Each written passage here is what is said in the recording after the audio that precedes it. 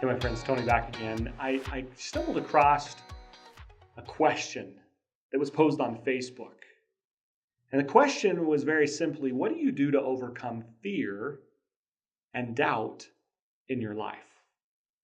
And I took, some thoughts on this and I created a nice, thoughtful response. And I started to really think about faith and doubt versus fear, fear and doubt versus faith and confidence. That's kind of the opposite: doubt versus confidence, faith versus fear. And so I started to think about these two concepts. And a few years ago, I came up with a quote, and I'll share it with you right now. And it says this: it says, "If faith, the size of a grain of mustard seed, can remove mountains, then fear and doubts of the same size will create them."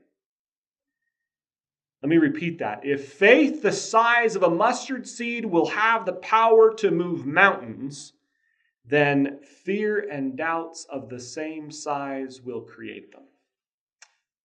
You see, whether you're living a life of fear or living a life of faith, you are literally creating the things that you put into here.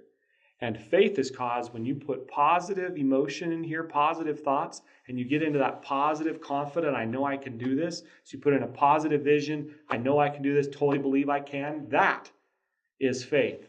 Fear, on the other hand, is where I start to entertain the things that are negative, and I allow those to occupy my mind, and I start to get doubt, and then that starts to create feelings of fear and worry. See, I have the opportunity to choose which seeds I'm going to plant. Am I going to plant the faith seed, or am I going to plant the fear seed? Am I going to plant the seed that I know will flourish and bring me what I want, which is powerful and good? Or am I going to plant the fear seed, which again will flourish, but it will bring me the things that I don't want? So ask yourself the question: by which seeds are you living? Are you living by seeds of faith, or are you living by seeds of fear? Because either way, you get to choose, and then you must reap the harvest. You must reap what you sow, and we are the ones that are in charge of the seeds we are sowing, and the harvest that we are reaping. And so what is it that you want? You have been blessed. You've been blessed with, my friend, with an imagination. And this gift, this creative gift that you've been given, is a powerful tool that truly does give you dominion over all things. You see your animals, your pets, your dog, your fish, the trees outside, it doesn't have the ability to bring onto the forefront of their mind a picture of something that they want and hold it there.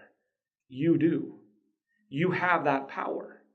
Are you seeing through a lens of an eye of faith, or through an eye of fear? What are the things that cause you fear? And guess what? If there's certain things that cause you fear in your life, it's time to either confront them or move away from them. I love this quote by Joseph Campbell. He shares this: that the cave you fear to enter holds the treasure you seek.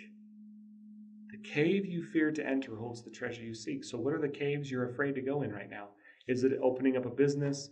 Is it a sales call? Is it asking someone out on a date?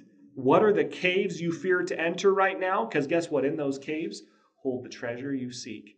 And so instead of being afraid of the caves that I fear to enter, I embrace it, because I know that on the other side of it is an equivalent amount of blessing. I'm convinced that how much doubt and fear you deal with right now, there's an equivalent amount of blessing on the other side of it. And when I now know that, I just bust through my fears, I bust through my doubts, I move through them to get to the other side. And hopefully you can do that. So drop a nugget with us, drop a comment, let us know, like, what are some of the things that cause you fear? What are some of the things that you go to build your faith, to really move past fear? We'd love to know from you what it is that you do. For me, it's very simple. I do two things to eliminate fear from my life. Number one, I meditate. Meditation allows me to clear my thoughts and learn how to trust that, you know what, everything is going just fine. And then number two is I practice gratitude. I look for the things that are certain in life. And when I do that, the uncertainties start to fall away. So drop a nugget on what you do. I'd love to know. We'd love to know as a community. So we'll gather some of these and we'll share, and it'll be a great time. Anyways, just realize that if faith the size of a mustard seed can remove mountains, then fear and doubt of the same side will create.